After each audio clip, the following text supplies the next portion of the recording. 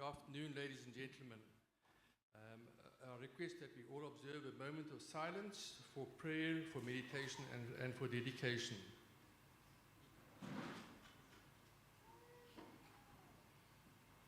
Please be seated.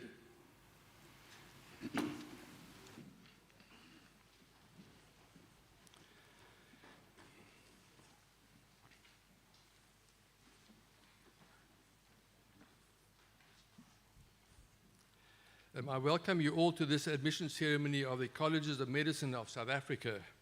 I'm Johan Fagan, and I'm the president of the CMSA. On the stage with me, I'm joined by our past president of the CMSA, Professor Lizo Imazwai, the senior vice president of the CMSA, Professor Zach Korto, our senators and leaders and academics of our 29 colleges, our executive leadership, and of course our special guests. I'd like to introduce to you probably our most special guest, and that is Professor Tsaba Mukune. She was the very first dean of this university health science faculty, and I think it'll be opportune for us to give her a round of applause.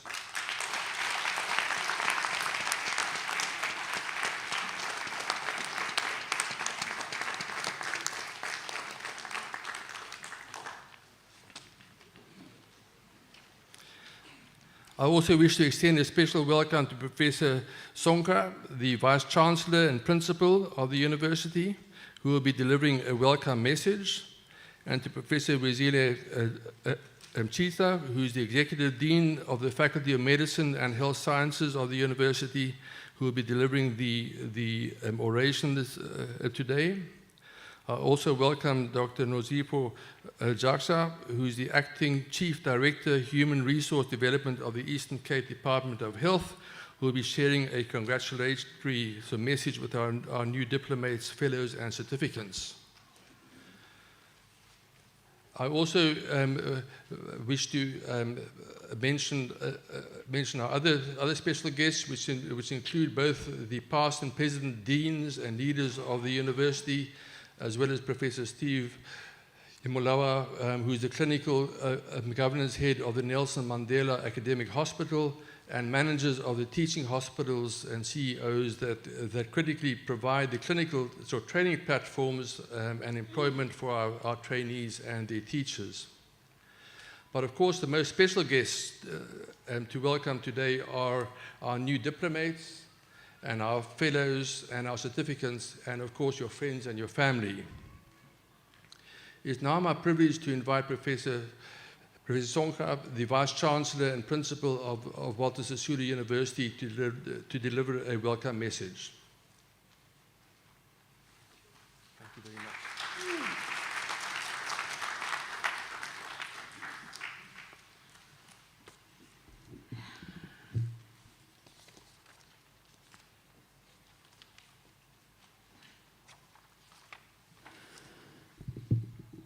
Ladies and gentlemen, molweni. Engathi sidiniwe kubani ixesha. Okanye silambile. Molweni. Dumelang. I need to go through these acknowledgements as I welcome these special guests. The President of the CMSA, Professor Fagan, the CEO of the CMSA, Professor Bach, Council members, the Chairperson of EMETRC, of the HPCSA, Professor Mbogas, I haven't seen him, so in absentia, ECD, Eastern Cape Department of Health, Executive Management, the CEO of NHLS, Professor Mlisana, Area Management of NHLS Eastern Cape, Mrs. Makula, the former Deans of the Faculty of Medicine and Health Sciences at WSU, Professor Baba Mugwena, Professor Mfenyane, and Professor Mazwai. Hospital CEOs and clinical managers, members of Senate present, all executive deans and former deans present today, Faculty of Medicine and Health Sciences, heads of department at Water Sisulu, community representatives, ladies and gentlemen, again I greet you. As we celebrate the success of our colleagues today, I would like us to reflect on our environments as a reminder of the responsibilities and realities our colleagues are confronted with. It is through these reflections that we will appreciate the critical role they play or will play in the communities they serve. South Africa remains an unequal society, grappling with wicked problems such as poverty, violence, and even access to essential services. According to the 2022 census, 40.3% of South Africans did not have access to piped water in their yards, 32.9% of the population unemployed, and 68.2% of the households did not feel safe walking alone in the dark. That was in 2022. And we need to reflect how much we have removed from that. Again, research informs us that South Africa is facing incomparable burden of diseases compared to its counterparts in the world. In addition, we must reflect on why you continue to grapple with preventable and avoidable health-related issues such as non-communicable diseases, HIV and AIDS, TB, violence, injury, femicide. The list is endless. A closer examination reveals thus that there's a close nexus between these diseases and people's socio-economic conditions, such as poverty and lack of adequate access to healthcare. Essential services such as water, electricity, infrastructure such as roads are enablers for our health systems, life expectancy, health and well-being of our people. A lack of these services comprises the well-being of our communities, especially women and children. The impact of challenges are magnified or exacerbated in rural communities such as the Eastern Cape. For us who live in the villages, we know firsthand these challenges that I've referred to. Therefore, our medical practitioners need to appreciate their unique role, especially those practicing in rural communities such as the Eastern Cape, Limpopo, and other parts of KwaZulu-Natal, to mention a few. I urge our health practitioners who find themselves in these environments to resist the temptation of detaching themselves from the communities they work in. They need to take time to drive or walk around these communities, visit clinics and district hospitals to gain a better understanding and connection with their employers and the patients that they serve.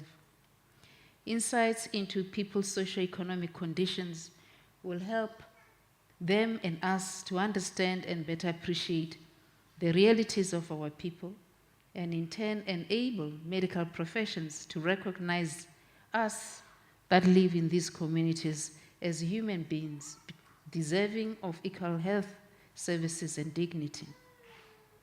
In conclusion, I state that your role as medical practitioners infuses elements of advocacy. You have to be the vanguards of our people.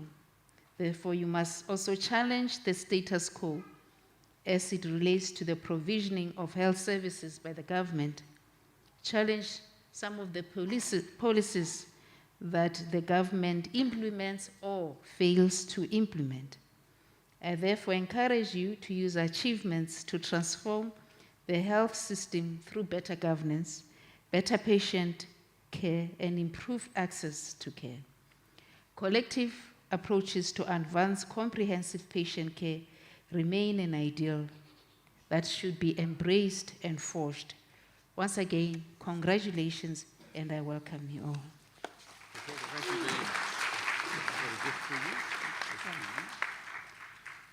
Thank you. So much. Very special. Thank you very much.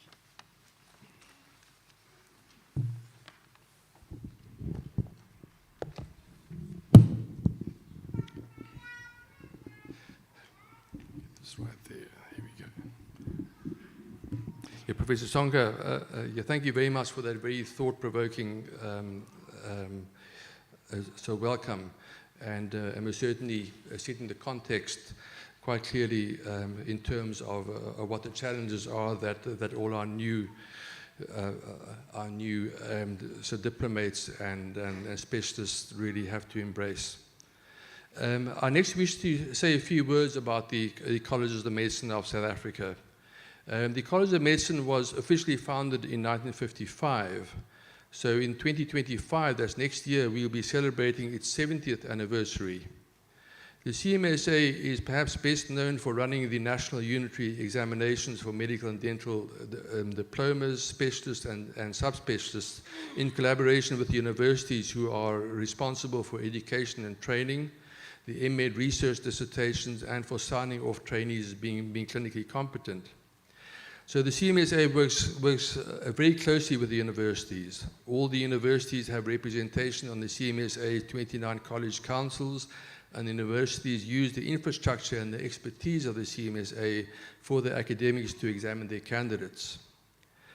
More recently, the CMSA has evolved from being principally an examining body to seeking to fulfill its founding objectives that include promoting ethical standards, professional conduct for the professional conduct for the benefit of humanity, and promoting the honor of the medical and dental profession. This has included transformation of the CMSA with a focus on gender and race of its leadership, making examinations fairer, making examinations and admission ceremonies more accessible, such as this one today, and making, to quote our immediate past president, Professor Flavia Senkebuge, the CMSA a people's college. The CMSA has also become involved in advocacy, in building alliances with sister colleges, and creating an educational platform and establishing a scientific journal. As a national body with representation of every medical and dental specialty, both in the public and private sectors, the CMSA has exceptional depth and breadth of expertise. Given South Africa's healthcare challenges, including the severe financial cuts to public hospitals and the uncertainty around the NHI, it is therefore appropriate and timely that the CMSA should engage directly in discussions with government about our healthcare system and how to secure and strengthen our teaching platforms and to preserve the throughput of registrars in this time of austerity, and how to protect specialized healthcare for our people.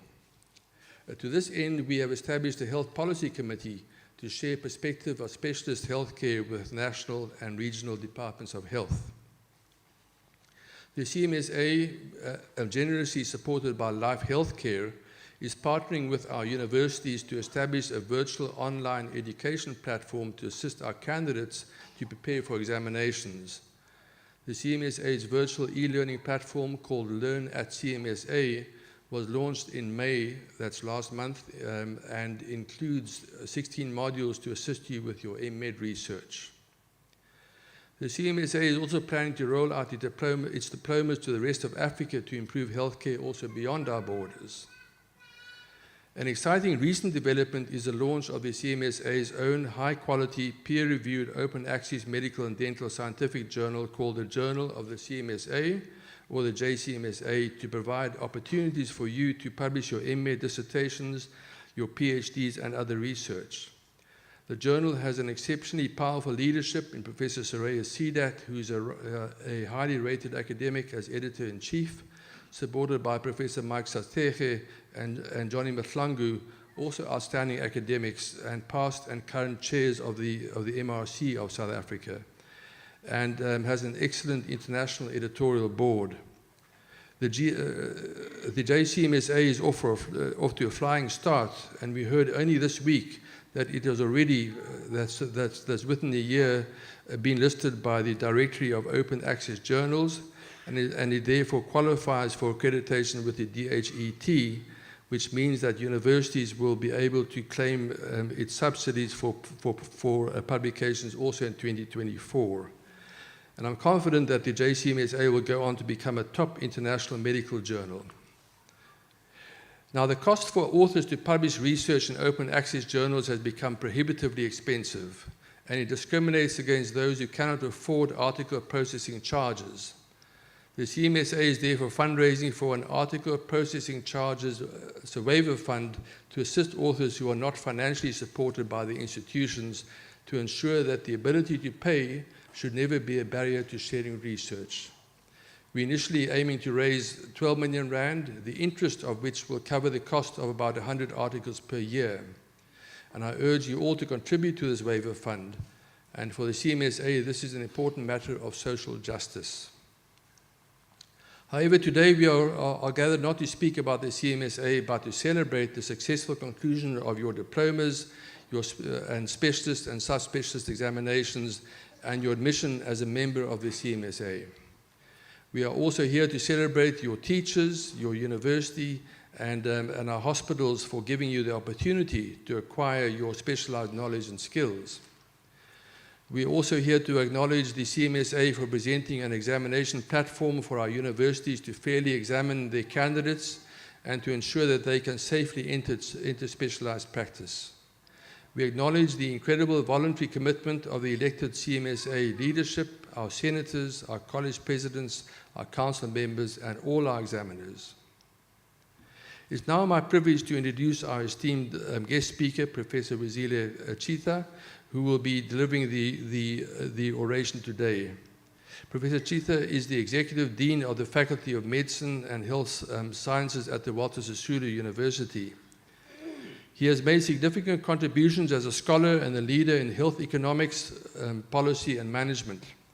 His academic journey began with a medical degree followed by a master's in public health with a specialization in health economics from the University of Cape Town. He subsequently completed a PhD in public health at Walter Sisulu University. Throughout his career, Professor Mthatha has held pivotal leadership roles, including Chief Medical Superintendent at the Frontier Regional Hospital here in the Eastern Cape and the Mowbray Maternity Hospital in Cape Town. Under his leadership, Mowbray Maternity Hospital received the Western Cape Premier Service Excellence Award, and the Frontier Hospital was recognized as the best performing hospital in the Eastern Cape Health Department. He also served as the founding director of the Albertina Sisulu Center for Global Health and Research here at the Walter Sisulu University, where he led research in health economics, in health policy and systems analysis. Professor Mthatha's dedication to academia and administration is further underscored by his tenure as Dean at the WSU, Assistant Dean at the University of the Witwatersrand, and his current role as Executive Dean at the Walter Sisulu University. Professor Mthatha, we are truly honored to have you as our guest speaker, and we eagerly anticipate your address today.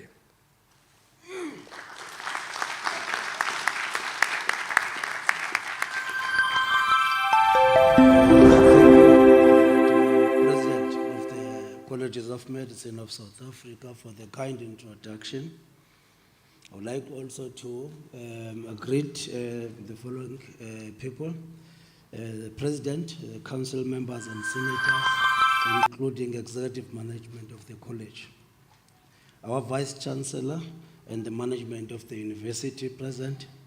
The Eastern Cape Department of Health is represented by Dr. Chakla. NHLS management is represented by Mrs. Makula.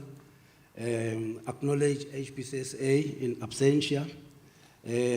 Our deans, we have a founding dean who is still quite lucky that she's still with us and she's able to join our events. We appreciate that, Prof. Kabamkwena. We also have Professor Mazwai and Professor Mfenyana, who have steered the ship up until we're able to take it, and we are still running with it. We appreciate their support because they are still with us. our collective of HODs and clinical heads, and our community representative. In our board, we have got a community representation, and they are always with us in events of this nature. Ladies and gentlemen, all protocol observed. Fellows, diplomates, and their certificates, I would like to begin by extending my warmest congratulations to each one of you on reaching this important milestone in your careers. The road to your success has been long and tough, and you may well have encountered occasional speed humps or potholes along the way.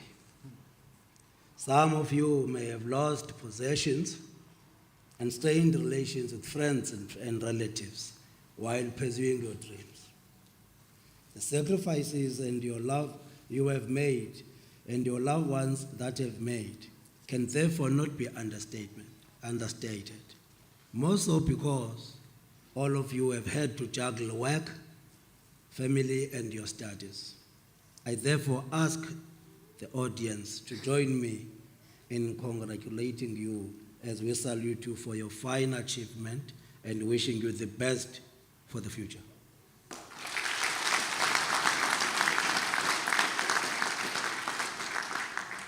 Ladies and gentlemen, I am conscious of the fact that today is a day of celebrations and not one to be filled with lengthy speeches.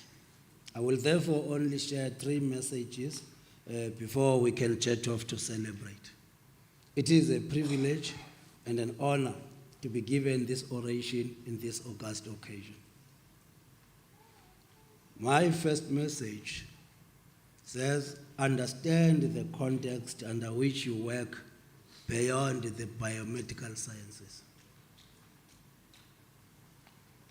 Graduating from the colleges of medicine of South Africa is not a privilege afforded to all medical doctors.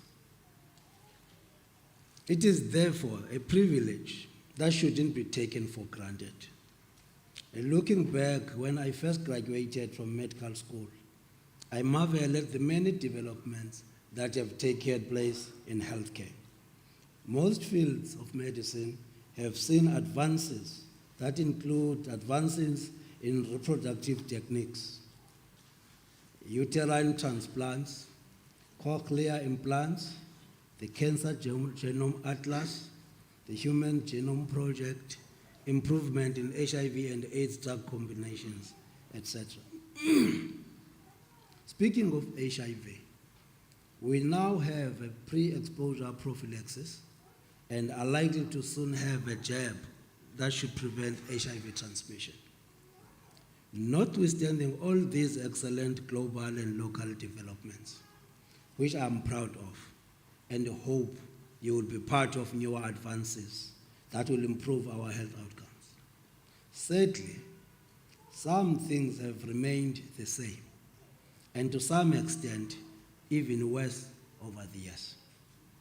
Such things include the death of women while giving birth, a large number of children who die before they reach their 5th birthday, the constantly high number of TB infections and TB-related deaths in our communities, the increasing prevalence of preventable lifestyle diseases like diabetes, hypertension, cancer, and mental illnesses, the high number of preventable admissions due to hypertension and diabetes-related complications, the high number of gender-based and interpersonal violence cases filling our hospitals on weekends, a high number of motor vehicle accident victims, to mention but a few.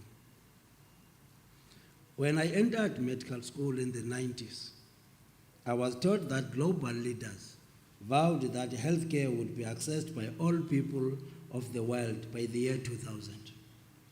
The year 2000 came and passed, but our people are still complaining about overcrowded hospitals, longer waiting times, expensive private healthcare, inequity in distribution of healthcare resources, delays in ultimate management of cases like orthopedic cases, poor staff attitudes, medical negligence, delays in referrals, and non-availability of caring and competent healthcare professionals to attend to their needs. In March this year, Statistics South Africa released a report showing that 3.4% of the South African population has a disability. People with a disability are likely to have poor access to education and healthcare if they are from a rural area, and are likely to be very poor if they are from the Eastern Cape province. I therefore sincerely hope that this additional qualification will strengthen your role as a health professional, your desire to serve the disadvantaged and disenfranchised, and your ability to advocate for better access to quality healthcare. While the role as a medical professional tends to concern itself with the downstream biomedical causes of poor health and often administers a chemical to help the patient, it neglects all the upstream factors, thereby contributing to a revolving patient syndrome and frustrated health workers throughout the value chain. I'm therefore reminded of a Confucius Chinese teacher and philosopher who once said, open quote, "In a country well governed, poverty is something to be ashamed of. In a country badly governed, wealth is something to be ashamed of," close quote. This is because good governance starts with us, the elite, who are privileged to get a shot at specialist education that only less than 5% of the population can have a chance to be enrolled in. My second message, I want to address the importance of advocating for patients and be part of their struggles. As Albert Einstein once said, open quote, "The world is a dangerous place, not because of those who do evil, but because of those who look on and do nothing." Isn't it sad that so much of our economy is reliant on things like alcohol and tobacco sales and their advertisements, while evidence has shown the cost to society's welfare and negative impact on health? As a medical doctor, not only are you among the most educated individuals in the society, but are highly trusted by patients who share their intimate details with you and often follow any instruction with limited questioning, if ever. You are therefore in a better position to unveil evidence, to inform policies and practices through interacting with the soft side of humanity whilst attending to your patients' health needs. If you are questioning the legitimacy of a trauma patient in the emergency rooms, it is within your scope, without endangering yourself, to inform the police of your suspicions so that they can investigate this case. The same applies for gender-based violence victims and those victims of statutory rape. The same goes for the corrupt or fraudulent procurement practices that steal limited resources available for poor hospital patients. Similarly, this applies for the death of patients denied access to emergency care owing to labor strikes that take place every day in our lifetime. In our undergraduate studies at medical school, the importance of a thorough history and careful general examination was emphasized. If you are your patient's advocate, you will therefore avoid a narrow focus that says, I am an ophthalmologist and therefore need to focus on the eye, or on the skin in case of a dermatologist. But instead, you will stick to the basic principle that you are not there to treat a disease, but you are there to treat a human being. As Patch Adams would say, I quote, "You treat a disease, you win, you lose. You treat a person, I guarantee you, you will win no matter what the outcome is." Your voice and perspective as a clinician carries far more weight than you might imagine. Use it to advocate for changes and improvements in your health facilities, if in the public sector. Advocate for changes in society within your local environment, your region, your province, and your country. This newly acquired qualification would have hopefully given you more skills to gather scientific evidence that will arm you with enough ammunition as you advocate for your current, future, and past patients. Through your education, you have now hopefully gained the skills to anticipate questions that will be asked as you present this data to those who will make the ultimate decision. As a manager, there is nothing as frustrating as when an employee presents what might be a legitimate issue, but without evidence to back them up. It is therefore an injustice to your patients to, for instance, complain about cancelled theatre cases because there is not enough staff or theatre time. But instead, show your manager evidence in quantifiable terms how much you have stretched the limited resources, and it is still not enough. It is detrimental to patients and impossible to stretch them any further. Through this approach, you are able to then escalate it by communicating with higher decision makers while still keeping your patients informed of steps you are taking to address their needs. Empower your patients on some significant health developments like climate change, importance of physical activity, healthy diets, alcohol intake, broader lifestyle factors which have an impact on healthcare. I can give many examples to this effect, but I hope if you forget all I have said, remember these 3 points. 1, be advocates for your patients and speak for the voiceless. Avoid narrowness at all costs. Use evidence to support your decisions and advocacy. My last message, be lifelong learners. The advancement in healthcare spoken about earlier in this talk have not stopped. Equally, idiopathic causes of disease, their epidemiology, and their complexity are either worsening or they are transforming. For instance, when I was at medical school, I was taught that breast cancer is a disease of the old.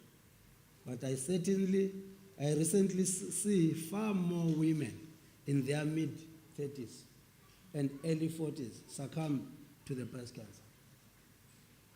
Today's health demands dictate for us to grapple with technological advancements, including artificial intelligence and digital health solutions. If you are not careful, some of these innovations will replace health workers. Artificial intelligence algorithms are now able to interpret radiological images, diagnose diabetic retinopathy, diagnose some cancers and some uncommon dermatological conditions, to mention but a few. In some instances, robots have been used to perform surgical procedures.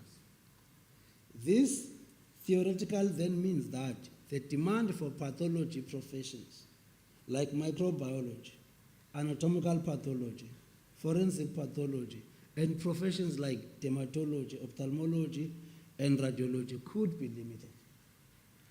This is not meant to be a message of doom, but a message that calls on all of you to reflect and forever think ahead of what your role will be to ensure that your expertise remains relevant, effective, and transforming lives of the people. I am once again inspired by Albert Einstein's words of advice. I quote, "Commit yourself to lifelong learning. The most valuable asset you will ever have is your mind and what you put into it." Close quote. It is not, therefore, the presence of artificial intelligence or technological advancement that is a threat, but your lack of adaptation, failure to embrace its use, and how it can be used to enable or enhance your work. The first piece of learning is from and with your patient, followed by you learning from and with your colleagues. Take every opportunity to learn and share such knowledge. It is therefore on those bases that I encourage all of you to network with your colleagues through the attendance of seminars, conferences, and application for fellowships that are often outside of our country and continent. Research, as said earlier, is a tool that can help you advocate for your patients. Let us not focus on the number of publications produced only, but rather let us focus on producing research that will have long-lasting impact on health outcomes. Such research should not end in shelves of libraries, but should be translated in simple language so that the ordinary member of the public can understand. It is therefore important to empower yourself with the necessary skills to be able to research. I assume all of you have submitted your MEd research dissertations if you are here for a fellowship. If not, do not take too long to complete your dissertation. Once completed, also ensure that it is published as soon as possible. Imparting of knowledge is another way of continuously ensure that you are always in touch with developments in your profession. Teach at undergraduate level and at postgraduate level to not only inspire future generations, but also to enhance your own learning. Some of you might have interest of going into entrepreneurship, such as having a private practice. It is important that you acquire knowledge on financial management, administration, and accounting, so that your business remains an honest business and not one where you always have to look out for the tax collector. Advancing your personal skills on finance, management, and administration will also enable you to be a better leader within health administration and academic leadership. Being in private should not stop you from contributing positively in the public sector, in institutions of higher learning and like ours, and on positive professional developments in the profession. This should not just be an activity of compliance done to meet minimum CPD requirements, but it should be a legitimate effort that you undertake for you to better serve your patients. Once again, I would like to congratulate you on your success and wish you all the best for your onward journey.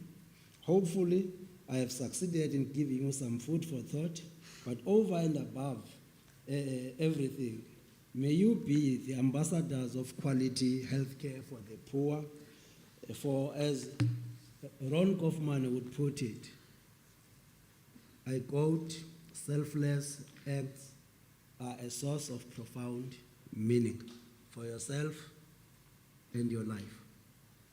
I thank you for your attention. Thank you.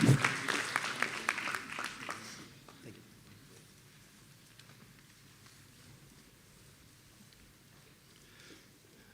Well, thank you very much for that wonderful address. And it's always good to be addressed by a public health care specialist, because they must certainly bring a different perspective, which I as a surgeon don't always appreciate. So thank you for that. We will now proceed with the presentation of the awards and medals to distinguished candidates and to our new diplomates, our fellows and certificates by examination. And I ask that you all remain in the hall until the end of this of today's proceedings, because we're going to have a group photograph with a stage party at the very end of the procedures. Mr. President, it's an honor and privilege to present and announce medalists, diplomates, fellows, and certificates from the recent CMSA examinations. Firstly, the medalists from the 2023 examinations. Fellow of the College of Family Physicians of South Africa, Part A, the Team Kwan Medal, awarded to Dr. Pierre-Andre Mans.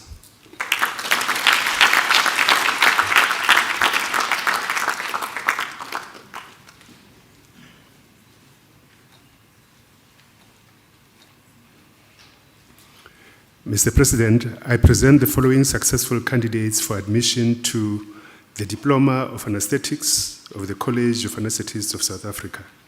Luntu Panzana.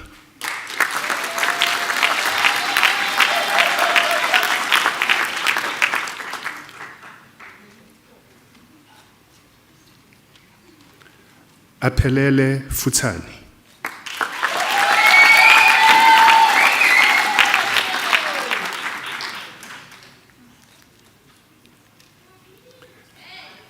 Zamahlubi Jojozi.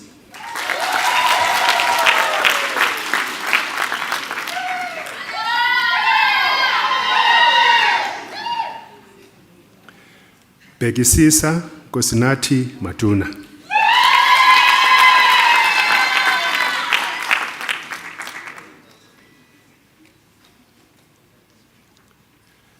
Lerato Lizi Pagade.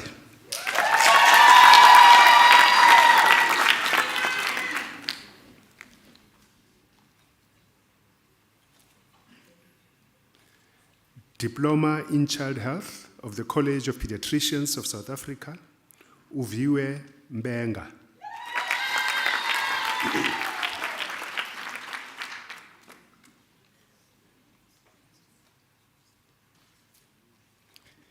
Diploma in HIV Management of the College of Family Physicians of South Africa, Yamkela Koyana.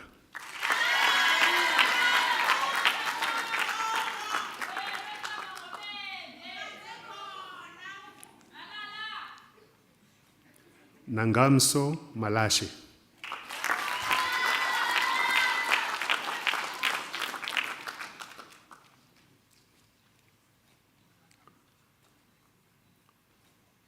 Wanga Mbana.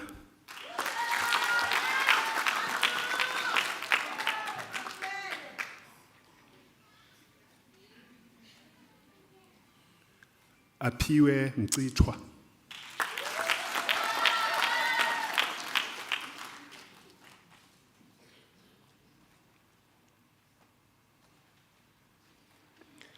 Cyprian Olani Mtoninchi.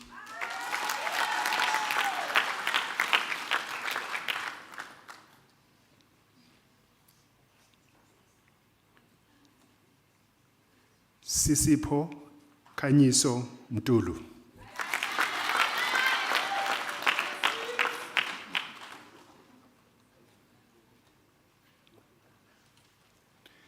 Tembani Ngwayimbana.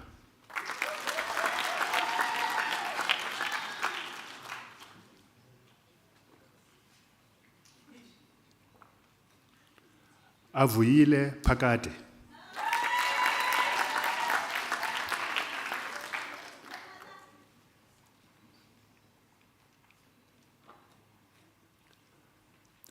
Awarded with Certificate of Merit, Zukile Sochibi.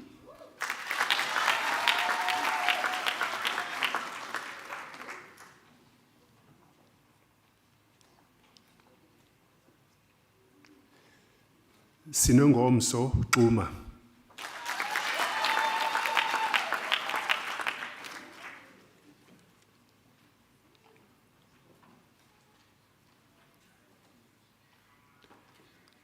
Diploma in Mental Health of the College of Psychiatrists of South Africa, Anovuyo Mvishani.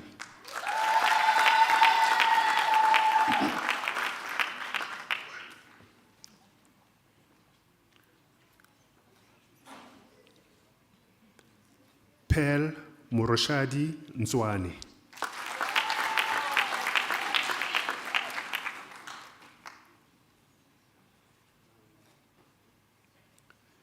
Tandile Vuyo Kambela.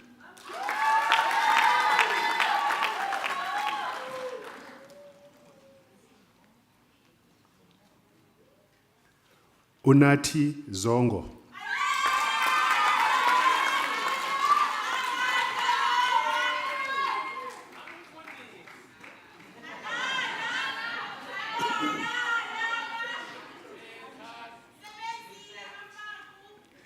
Diploma in Obstetrics of the College of Obstetricians and Gynecologists of South Africa, Mishak Diko.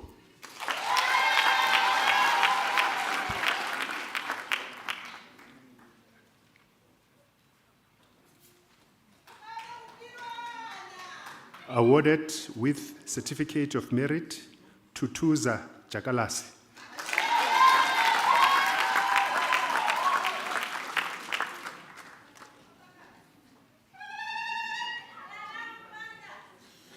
Awarded with Certificate of Merit, Tembisa Innocentia Jauka.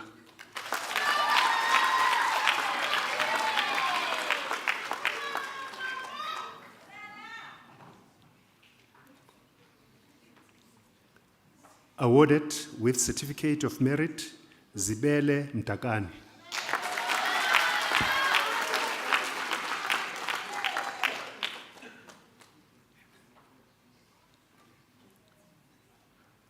Gobile Njikelana.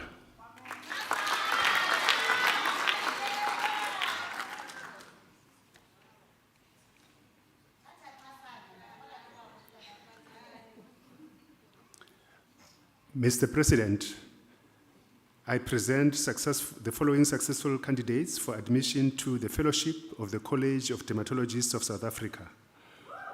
Pumza Hilda Pezisa.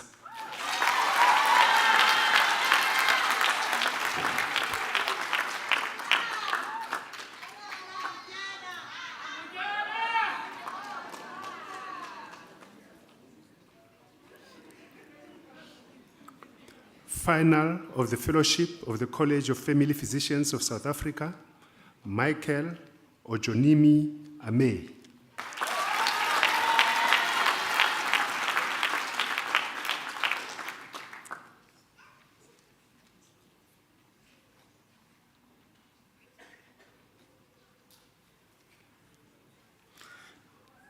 Fellowship of the College of Pediatricians of South Africa, to be wooded by her husband, Dr. L. Bobochana.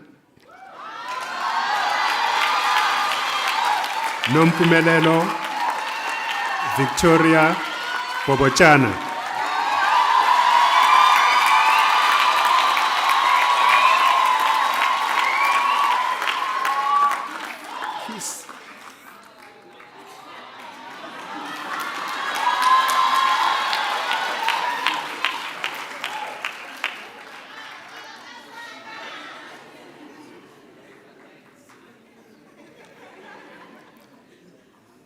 Mpefo Portia Janki Sempe.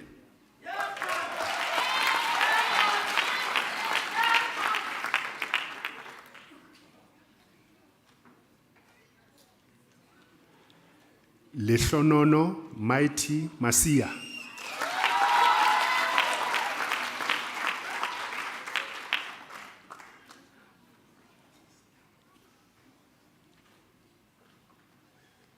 Siphelele Huai.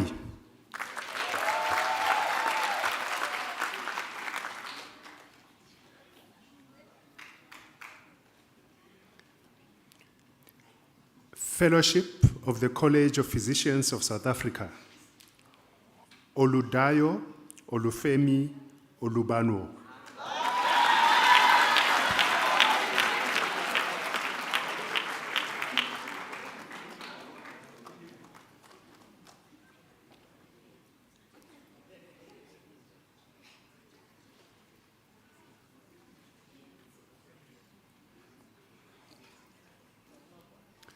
Mr. President, I now present the following successful candidates for admission to the following certificates.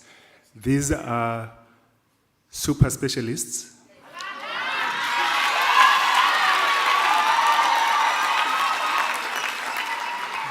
subspecialists who have actually studied beyond the fellowship examinations.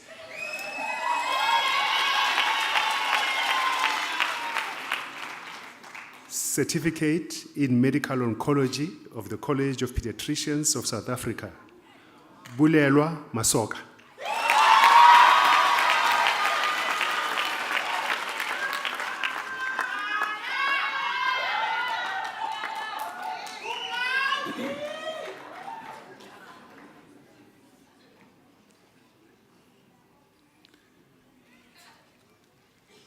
Certificate in Neonatology of the College of Pediatricians of South Africa, Nosipho Nompumelelo Lomo.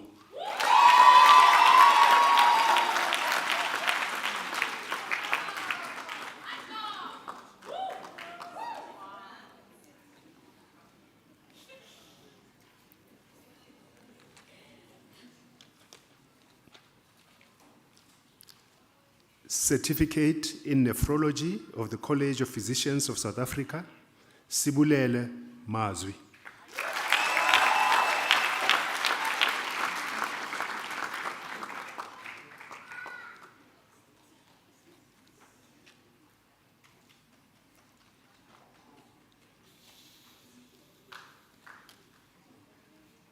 Certificate in Urogynecology of the College of Obstetricians and Gynecologists of South Africa, Akona Kama.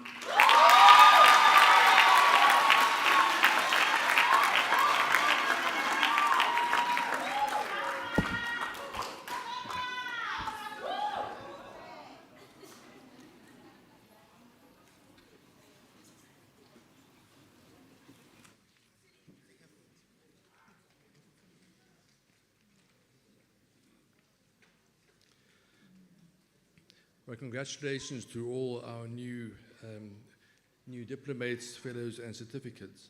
The CMSA has introduced a new CMSA pledge to be recited by our new diplomates, fellows, and certificates. So what makes today extra special is that it will be recited for the very first time here in Mthatha at the CMSA admission ceremony. So I invite all our diplomates, fellows, and certificates to please stand up while Professor Mthatha, who is a CMSA senator and president of the College of Anesthetists, will lead the pledge, and she'll come to the lectern.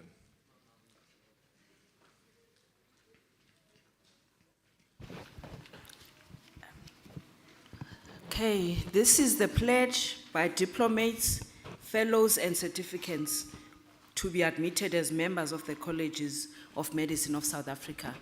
I'll ask you to repeat after me. The College of Medicine of South Africa is dedicated to promoting the highest degree of skill and efficiency in medical and dental practice and to cultivating the highest ethical standards and professional conduct for the betterment of humanity. Please repeat.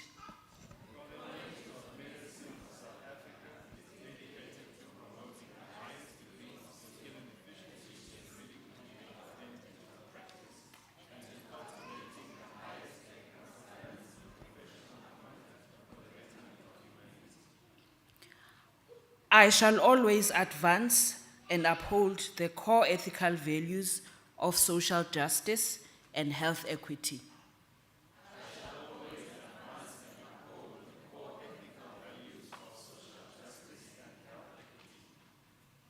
I shall always act in the best interests of my patients and respect their autonomy and rights and treat them with the care and compassion.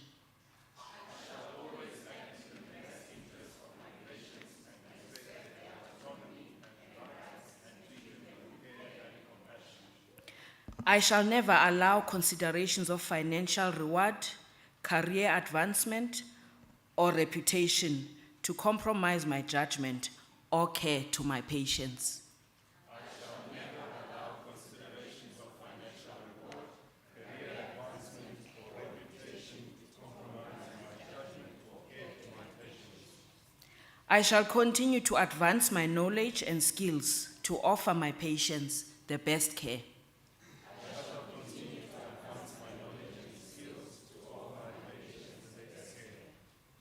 I shall continue to learn and teach for the benefit of my patients, my trainees, my community, and my country.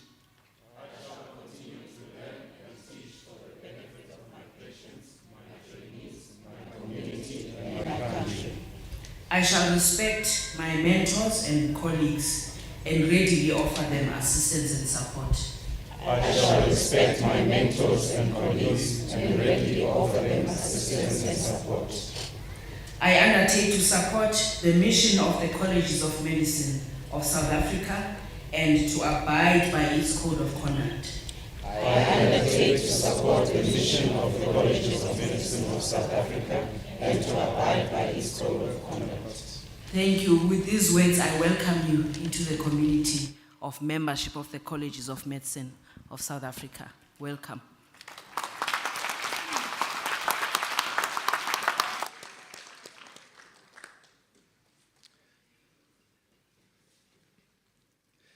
It's now my pleasure to invite Dr. Nosifo Bojagsa, who is the Acting Chief Director, Human Resource Development of the Eastern Cape Department of Health, to deliver a message of congratulations to our new diplomates, fellows, and certificates.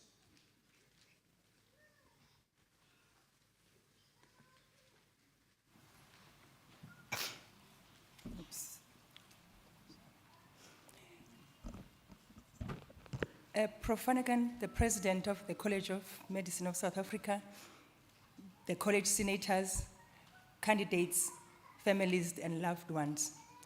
Prof. Songa, Prof. Chita, Prof. Babamkwena, Prof. Mpenyana, and Prof. Mazwai, all attendees and HODs and colleagues, good afternoon. This is an exciting moment for the Eastern Cape Department of Health, and particularly for the people of the Eastern Cape. Congratulations to all our postgraduates today who continue to maintain a strong spine of our health system. Despite the challenges, our health systems remains amongst the most agile in the world. The strength is a result of the high quality training and education of health professionals. As the Eastern Cape Department of Health, we hugely appreciate the production of these specialist cadres. We recall a time when it used to be extremely difficult to attract specialists to work in areas like Mthatha, and patients were referred to Inkosi Albert Luthuli in KZN, Groteskuru in Western Cape, or Gauteng province for minor care that could be done at home. We now see those challenges slowly fading away. Thank you to Walter Sisulu University, as most specialists are now produced in-house and retained in the Eastern Cape. The cohort of graduates come just weeks after the country's president has signed the National Health Insurance into law. We look forward to these specialists crafting an NHI model for the Eastern Cape. Our partnership must grow stronger and be more resilient to also capture the bigger role health professionals need to play in making NHI a reality. As new diseases emerge, so should our research capacity grow.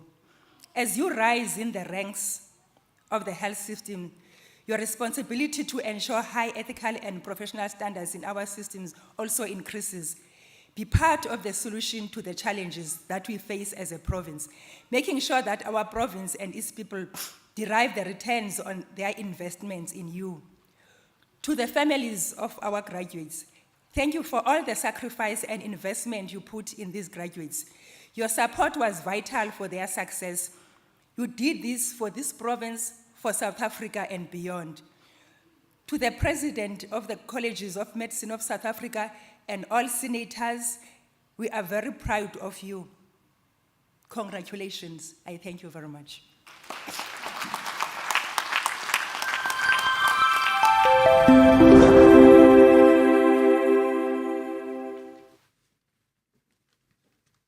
Right, thank you very much for that, that message of congratulations. I now also have the pleasure to welcome all our new diplomates, fellows, and certificates to our Colleges of Medicine of South Africa community. This is indeed a time for great celebration. I'd now like to give our diplomates, fellows, and certificates the opportunity to stand up, to make a big noise, and to acknowledge your family and your teachers.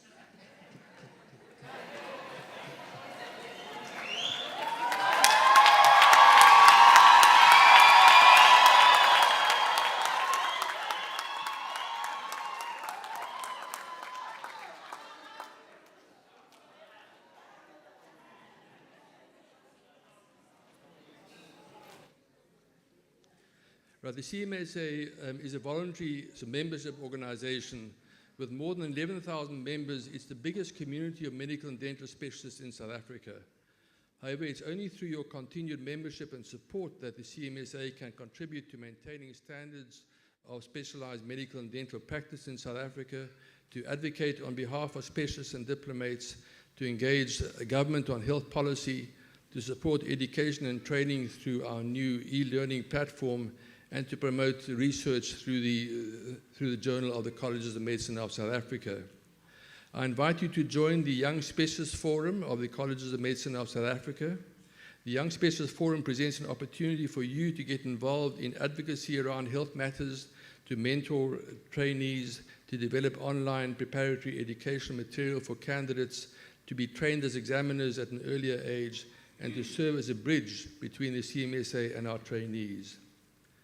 However, I understand that your joy of completing your training may be tempered by the major crisis in public health care in South Africa, with financial cuts impacting all levels of health care. As newly qualified diplomats, specialists, and subspecialists, you have limited career opportunities in public teaching hospitals due to frozen posts and contraction of services. This is not only bad for provision of much-needed specialist services to our community, but also challenges our ability as a country to educate and train not only diplomats, specialists, and subspecialists, but also medical students. And this could have long-term effects on healthcare. The CMSA will continue to advocate to protect diplomat and specialist training and services, and where rationing is inevitable, that it be done ethically, that it mitigates the impact on healthcare to the broader population, and that we protect education and training and research.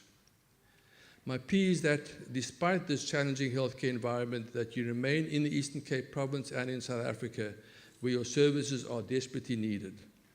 Practicing specialized medicine in low and middle income settings can be challenging and at times very frustrating, but it can be professionally highly rewarding. With less than 5% of patients in Africa having ready access to safe, affordable surgery, this is where you can have the biggest impact as an anesthetist or as a surgeon, and the same is true for all specialist disciplines. I ask that you continue to read and to question and to grow and to broaden your minds and to share your knowledge and skills by remaining involved in teaching programs, even as unpaid honorary consultants. I ask that you take care of yourself and your loved ones, that you look after your physical and your mental well-being, be kind to yourself, take time out, and be present at important family events. And finally, I ask that in a country with so much inequality and poverty, that you remain humble, that you remain grounded, and that you never lose your humanity. I now ask that we all stand to sing the national anthem. Ms. Yolokazi Kanzi, our academic registrar of the CMSA, will lead us in singing the anthem. Will you please stand?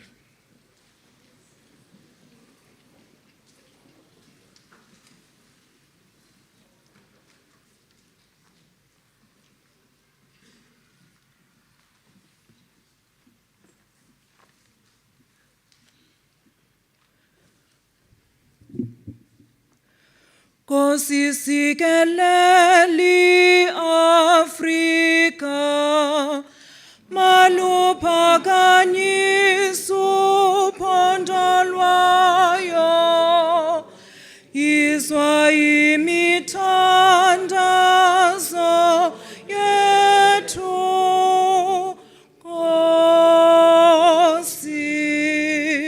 sikelela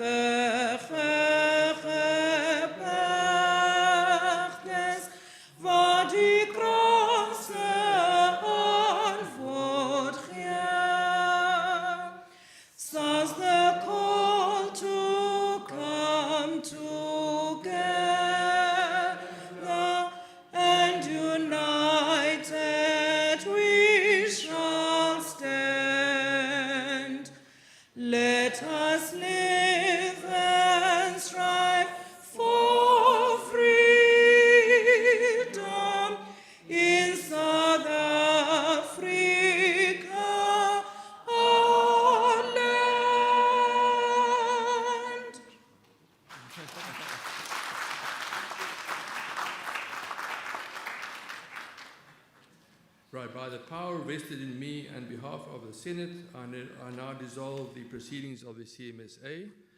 I request that our new diplomats and fellows and certificates remain in their seats for a group photograph with the CMSA leadership and the academics. And I ask that we all stand while the stage party leaves the hall.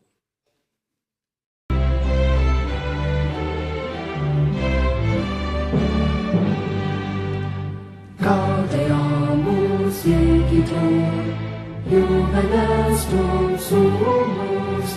Gaudeamus igitur, jubilestum sumus. Post secundam juventutem, post molestam senectutem, nos habebitus, nos habebitus.